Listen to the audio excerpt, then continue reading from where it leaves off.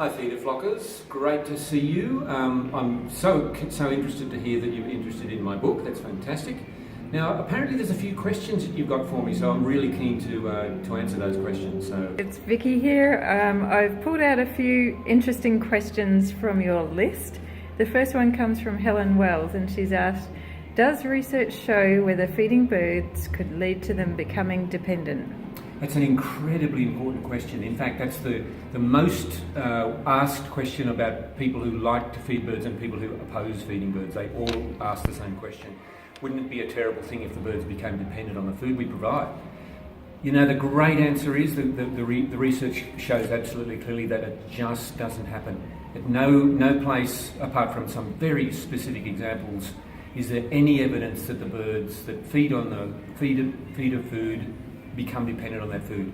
Around about 70% of all those birds that come to feeders still seek natural food. 70% of the food that they get is still natural. So there's one thing that we can really relax about. We don't need to worry about them becoming dependent on the food.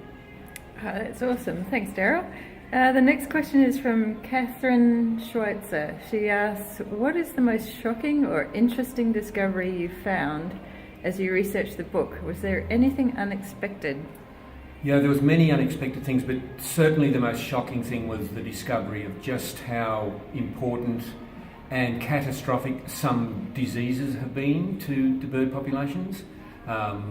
You're probably all aware of the house finch disease, which spread right throughout the eastern United States a few years ago. That was really terrible. Again, it was related to birds at feeders, so that's something we need to be concerned about. It's a really terrible thing still happening with a small species called the greenfinch in the UK, and those birds, it's now down to something like 50% of the population have declined in that proportion in only about 5 years since a disease was started there. So that's led to a really serious new approach to cleaning feeders to make sure that there's no way they can spread the disease anymore. Awesome. And Michael Hudak asks, what's the most unique or unusual way of feeding or attracting birds you've heard of, whether it be the old ways from the past, different techniques from around the world, or just strange innovations? Okay, there's lots of strange things going on, but probably one of the weirdest things that might be to a North American is a fairly standard practice in Australia. And that's because some of the commonest birds which visit feeders in Australia are meat eaters. They're, well, not necessarily carnivorous, but they eat insects and grubs and lizards and things like that.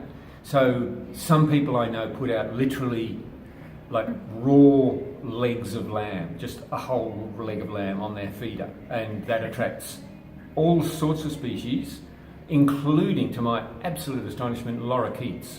So one of the commonest birds that comes to feeders is the rainbow lorikeet. A nectar specialist, sometimes eats seed, but also loves to eat meat raw off the bone. That was pretty alarming. Right. Great. And our fourth question comes from Alex Patia. What's the rarest or most unusual bird you've seen at your feeders? Oh, gee, that's a difficult one. So I'm in Australia. I live in Brisbane, which is a subtropical part of Australia. I've got a fair few birds coming to my feeder. Probably the most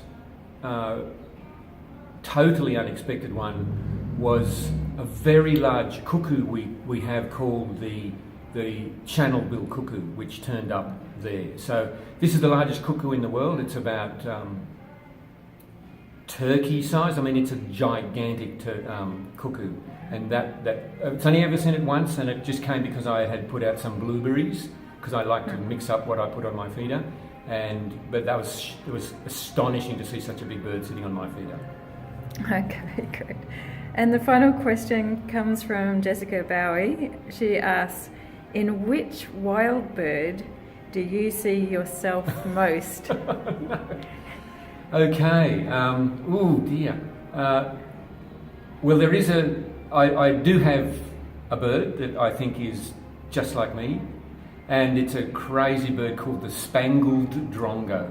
And I guess you'll need to just Google a Spangled Drongo and see whether you agree. So that'll be my choice.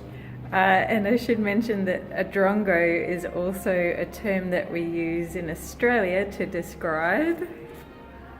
Well, kind of weird, crazy people. Yeah. Okay. So thank you, Darryl. Let's have a look at your book again. We're really pleased to be able to give away a copy of this, and we'll have you sign it for our recipient in a few minutes. Fantastic. Thank you very much.